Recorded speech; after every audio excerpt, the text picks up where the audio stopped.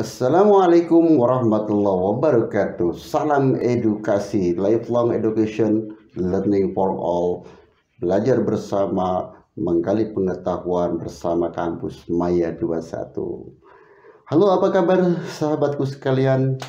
Mudah-mudahan kabar hari ini lebih baik dari hari kemarin dan selalu ada dalam keadaan sehat walafiat dan perlindungan Allah Subhanahu wa taala. Amin ya robbal alamin. Oke sahabat-sahabat sekalian, pada video kali ini saya akan melanjutkan pembicaraan tentang kepribadian. Dalam kepribadian ini yang kemarin kita telah membicarakan tentang kesadaran diri. Untuk kali ini sahabatku, kita akan membicarakan tentang pengungkapan diri. Namun sahabatku, sebelum saya melanjutkan pembicaraan tentang pengungkapan diri, saya akan mengulas lagi yang kesadaran diri.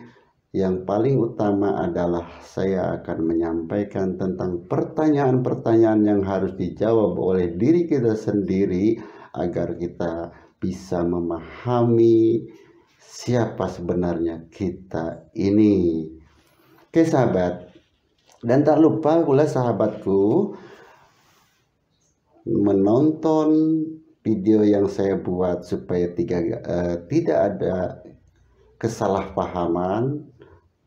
Mohon supaya tuntas agar kita sama-sama bisa memahami hikmah video ini. Oke sahabat, pertanyaan-pertanyaan tentang pemahaman untuk diri kita sendiri, yaitu pertanyaan yang pertama adalah siapakah saya? Itu sahabatku, siapakah saya? Itu yang harus dijawab oleh kita, oleh saya sendiri dan sahabat. Siapakah saya? Tuh.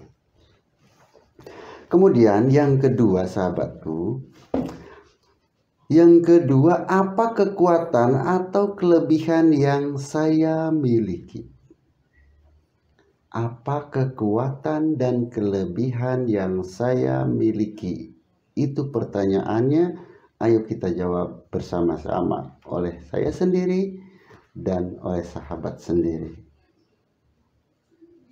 Kemudian yang ketiga, apa kelemahan atau kekurangan yang saya miliki?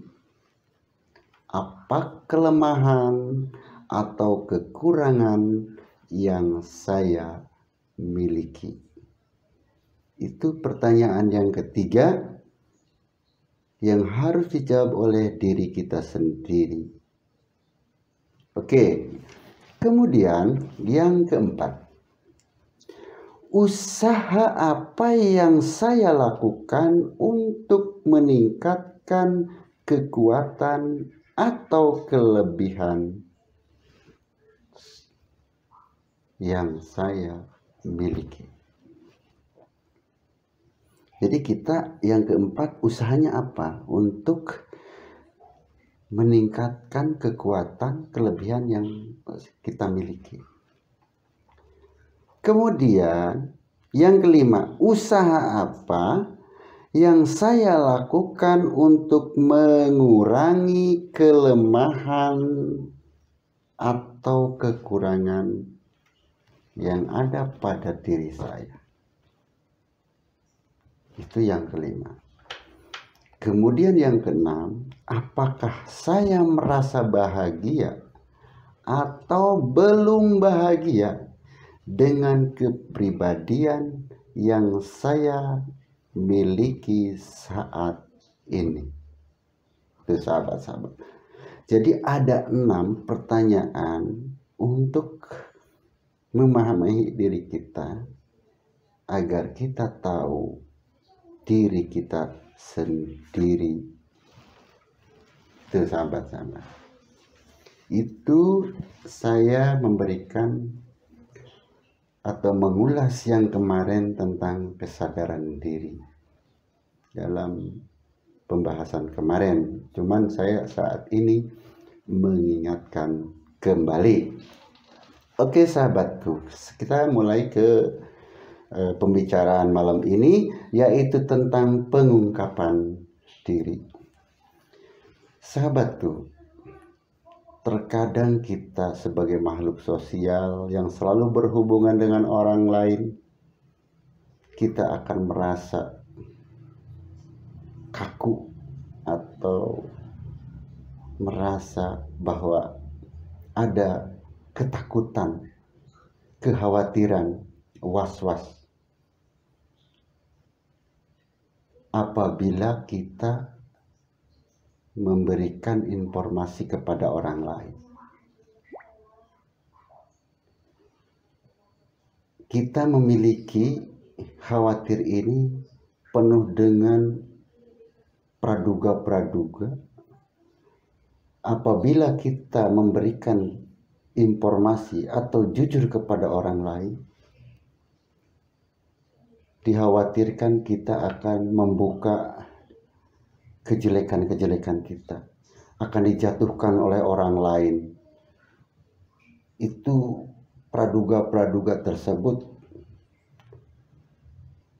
akan membuat kita menutup peluang untuk kita sendiri. Jadi gini sahabat, sebenarnya kita ini lebih baik kita terbuka apa adanya. Tidak harus menutupi diri, tidak harus menutup kelemahan-kelemahan kita. Lebih baik kita terbuka agar orang lain percaya kepada kita, sehingga dengan percaya kepada kita, peluang untuk kita akan lebih besar dan lebih berkembang. Itu sahabat-sahabat, ini ayo kita belajar, terutama saya sendiri dan untuk sahabatku yang tercinta. Oke, sekarang saya akan memberikan definisi ini sedikit tentang apa itu pengungkapan diri.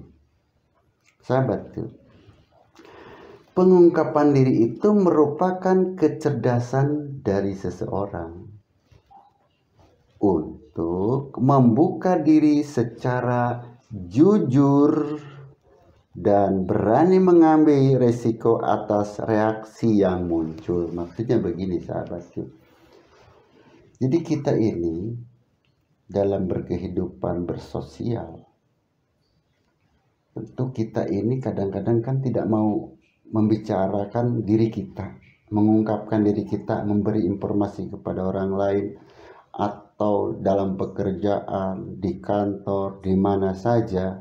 Itu kadang-kadang kita banyak pura-puranya. Banyak pura-puranya yang membohongi diri kita sendiri bahwa hati kita sebenarnya tidak seperti itu. Tapi di depan berbeda. Itu yang akan membuat memenjarakan diri kita sebenarnya. Bukan membuka selebar-lebarnya untuk kita. Karena tadi apabila kita menutup, akan sulit untuk mendapatkan peluang. Tapi apabila kita membuka informasi untuk diketahui oleh orang lain, maka peluang akan lebih besar. Karena kejujuran adalah modal dalam hidup kita. Itu sahabat-sahabat. Karena apa? Orang sudah percaya sama kita. Dan nanti kita pun akan percaya, artinya kita akan terjalin hubungan yang harmonis, yang baik, dan peluang-peluang akan lebih besar. Itu sahabatku. Karena apa? Kita sudah merasa tidak terhalangi lagi. Tidak ada batas-batas yang membuat kita membuat praduga-praduga yang tidak benar. Kalau sudah kita saling membuka diri. Oke, gitu sahabatku. Selanjutnya, saya akan menyampaikan atau berbicara di sini. Saya akan mengambil dari Hagen ini tahun 1982, ada beberapa konsep dari Johari Window bahwa setiap individu itu memiliki 4 atau ada 4 cara orang dalam pengungkapan dirinya. Yang pertama yaitu yang disebut dengan open area. Yang kedua yang disebut dengan blind area. Yang ketiga disebut dengan hidden area. Dan yang keempat disebut dengan unknown area. Oke. Jadi 4 ini berbeda antara satu dengan yang lainnya, sahabat. Kita dengan yang orang lain itu tidak mungkin sama. Tapi dengan memahami pengungkapan diri ini, diharapkan kita bisa menyamakan yang terbaik untuk masa depan bersama-sama. Oke, yang pertama open area, atau kita ini dengan wilayah yang terbuka selebar-lebarnya.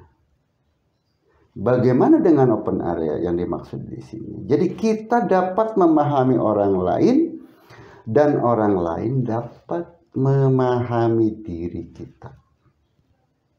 Maka dengan saling memahami terjadilah suatu komunikasi yang baik.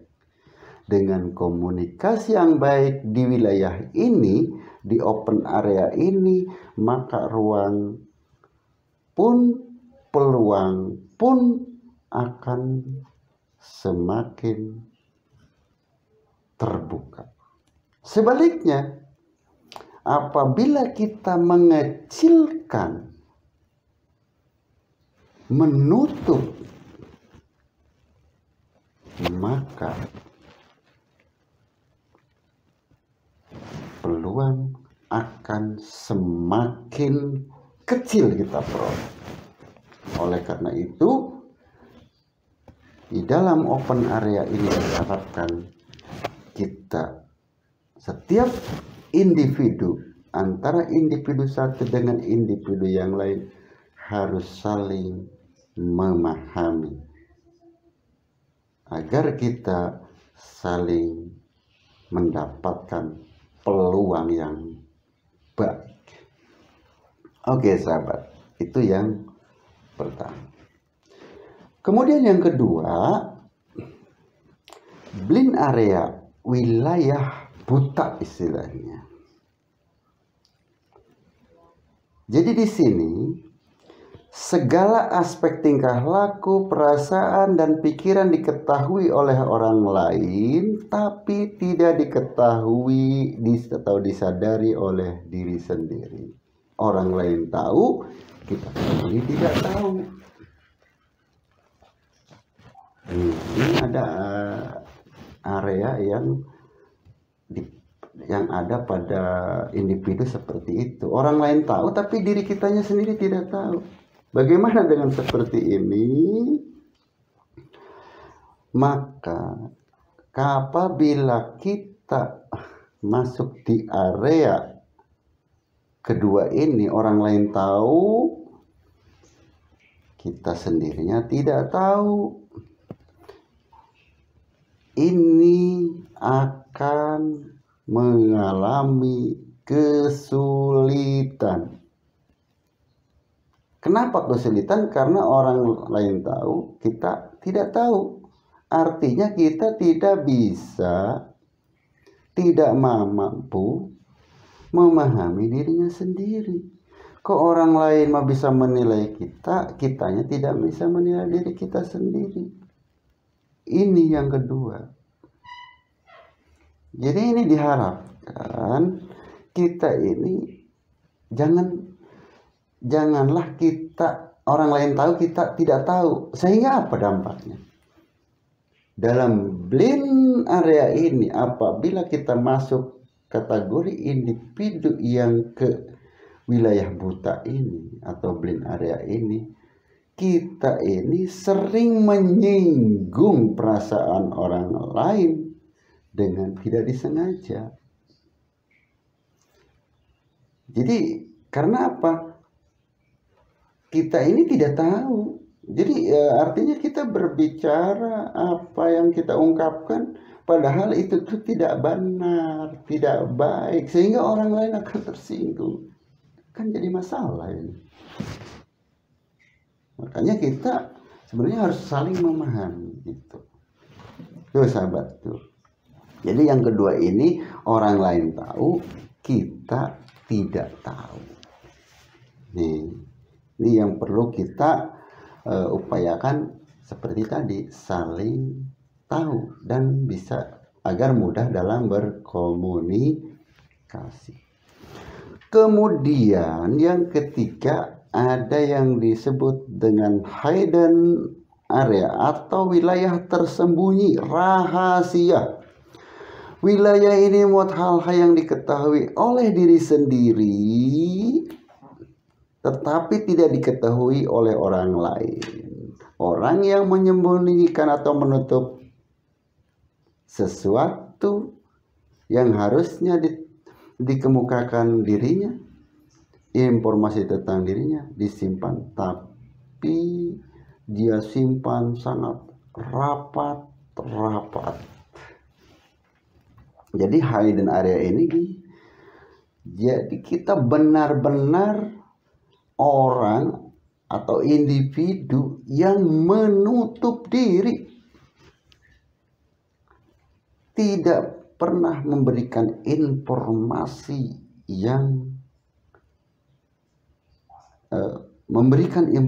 kepada orang lain, menutup diri, benar-benar tertutup. Sehingga apa? Yang tahu ya diri sendiri. Orang lain tidak tahu, sehingga apa? Masalah dan apapun akan ditanggung oleh sendiri. Sehingga peluang untuk orang lain membantu kita karena menutup diri, maka sulit untuk diperoleh. Misal kita terbuka, ada sesuatu masalah, kita terbuka, minta untuk diberikan saran-sarannya. Bisa aja orang tua terhadap anak, yang tua atau yang muda, semuanya lah. Kita sama tetangga, sama saudara, sama siapapun, teman kerja, siapapun itu. Kalau kita tidak menutup diri, kita mau terbuka, pasti ada hal-hal yang ditemukan baru sehingga untuk menjadi solusi. Kalaupun itu yang ditutup kita adalah suatu masalah. Oleh karena itu kita penting sekali untuk terbuka, jujur. Jangan sampai menutup diri sehingga akan membuat penjara diri kita sendiri. Oke, yang keempat sahabatku, unknown area, artinya wilayah tak dikenal. Wilayah ini memuat hal-hal untuk tidak diketahui oleh diri sendiri maupun orang lain. Jadi ini mah benar-benar sudah tertutup rapat, maupun orang lain, daerah yang tidak disadari membuat kepribadian yang direpress dalam ketidaksadarannya yang tidak diketahui baik oleh diri sendiri maupun oleh orang lain. Jadi ini tuh area yang sulit dikenal.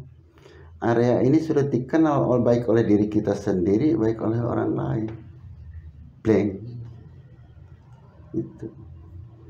Oleh karena itu, dengan perbedaan individu ini, sahabatku, Jadi kita ini diharapkan carilah atau kita masuklah ke area yang saling terbuka, yang saling jujur, agar kita bisa dapat atau memperoleh peluang yang baik. Oke, gitu sahabat-sahabat, saya simpulkan lagi bahwa jadilah individu yang terbuka, janganlah individu yang menutup diri, yang orang lain tahu kita tidak tahu, sehingga kita akan membuat selalu masalah dan masalah. Lebih baik kita menjadi open area, sehingga kita saling mengerti, saling memahami, dan pasti solusi-solusi yang ada di kita akan diperoleh. Apabila ada masalah-masalah, dengan open, dengan terbuka, dengan kejujuran, insya Allah semuanya akan selesai. Oke sahabat-sahabat, mungkin saya ini barangkali ada kalimat-kalimat yang tidak jelas, kata-kata yang tidak jelas dalam penyampaian video kali ini, mohon untuk dimaafkan. Dan saya sampaikan terima kasih. Untuk selanjutnya nanti kita masih menyampaikan tentang kepribadian, kesadaran diri kita. Tapi yang ketiga ini yaitu tentang motivasi diri. Kalau kemarin yang pertama yaitu kesadaran diri, pengungkapan diri, dan yang nanti video berikutnya yaitu tentang motivasi diri. Mohon maaf apabila ada kata-kata yang kurang jelas yang telah disampaikan oleh saya. Terima kasih.